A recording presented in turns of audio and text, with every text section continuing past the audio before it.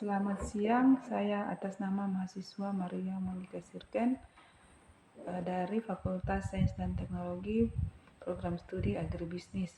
Saya akan mencoba menjawab pertanyaan yang diberikan kepada saya, yaitu pertanyaan yang pertama, jelaskan perbedaan antara proses adopsi dan proses difusi inovasi pertanian dan berikan contohnya masing-masing.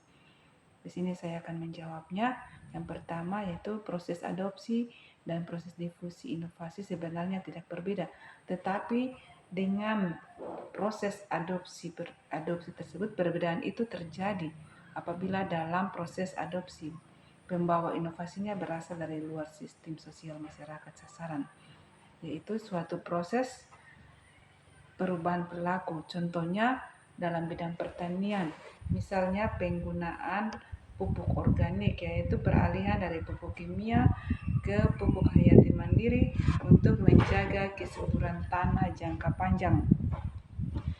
Kemudian berikut, sedangkan dalam proses difusi, sumber inovasinya berasal dari dalam sistem sosial masyarakat itu sendiri.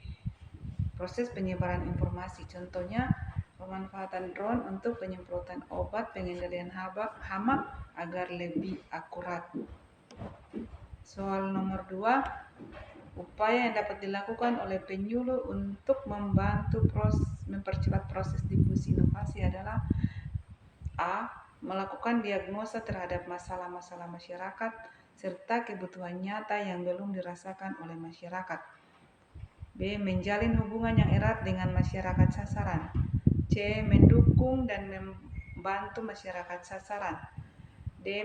Memantapkan hubungan dengan masyarakat dan pada akhirnya melepaskan mereka untuk bersuadaya melakukan perubahan-perubahan tanpa harus selalu menggantungkan bantuan guna melaksanakan perubahan-perubahan yang dapat mereka prakarsai dan dilaksanakan sendiri. Soal nomor 3, salah satu jenis pendekatan penyuluhan adalah penyuluhan partisipatif. Mengapa disebut dengan penyuluhan partisipatif? Sebutkan karakteristik dan berikan penjelasannya. Yang pertama yaitu jenis pendekatan. Nah, salah satu dari jenis pendekatan penyuluhan partisipatif yang saya ambil dari buku BMP Stek 4111, dasar-dasar penyuluhan menurut Van den Burg 1999, bahwa satu, petani memiliki informasi yang sangat penting untuk merencanakan program yang berhasil, termasuk tujuan, situasi, pengetahuan, pengalaman mereka dengan teknologi dan penyuluhan, serta struktur sosial masyarakat mereka. Yang kedua, petani akan lebih termotivasi untuk bekerja sama dalam program penyuluhan jika ikut bertanggung jawab di dalamnya. Yang ketiga, merupakan hak masyarakat yang demokratis untuk berpartisipasi dalam keputusan mengenai tujuan yang ingin mereka capai. Dan yang keempat, itu banyak permasalahan yang tidak dapat dipecahkan dengan pengambilan keputusan perorangan. Jawaban B, nomor 2 bagian B, sebutkan dan jelaskan karakteristik pendekatan penyuluhan partisipatif. Pendekatan penyuluhan partisipatif itu memiliki ciri-ciri sebagai berikut. Pertama, berpusat pada masyarakat petani, peran penyuluh. Masyarakat berperan sebagai subjek utama yang memiliki pengetahuan, pengalaman, dan kemampuan untuk mengembangkan diri. Penyuluh hanya berperan sebagai pendamping dan fasilitator, bukan pengajar. Kedua, melibatkan semua pihak secara aktif, yaitu sasaran penyuluh pertanian. Seluruh anggota masyarakat, baik laki-laki, perempuan, pemuda maupun tokoh masyarakat diberikan kesempatan menyampaikan pendapat, ide, dan kebutuhannya. Yang ketiga, bersifat dua arah dan saling belajar, yaitu organisasi penyuluhan pertanian dan cakupannya komunikasi berjalan secara timbal balik. Dan yang keempat, mengembangkan kemandirian dan keberdayaan. Masuk dalam tujuan penyuluhan pertanian. Tujuan utamanya adalah agar masyarakat petani mampu berpikir dan memecahkan masalahnya sendiri tanpa selalu bergabung pada bantuan orang lain.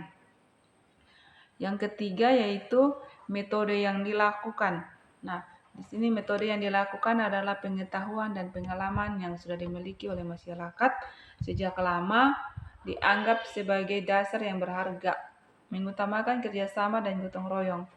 Kegiatan dilakukan secara bersama-sama dan berkelompok dengan gotong royong, memperkuat ikatan sosial, membagi beban pekerjaan, dan menciptakan rasa memiliki terhadap hasil yang dicapai sehingga berkelanjutan kegiatan akan terjamin.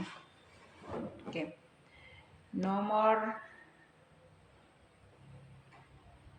4, bandingkan karakteristik jenis pendekatan sistem latihan dan kunjungan atau laku dengan jenis pendekatan partisipatif ditinjau dari segi tujuan, sasaran, organisasi, metode, dan peran penyuluh.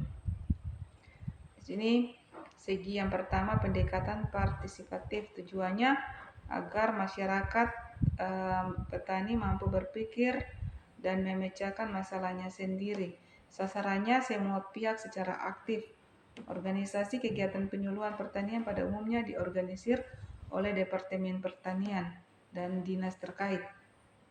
Berikut metode ajang karya, ajang sana, atau mengundang petani ke kantor agar mereka memperoleh pendidikan dan keterampilan dalam kegiatan pengelolaan pertanian.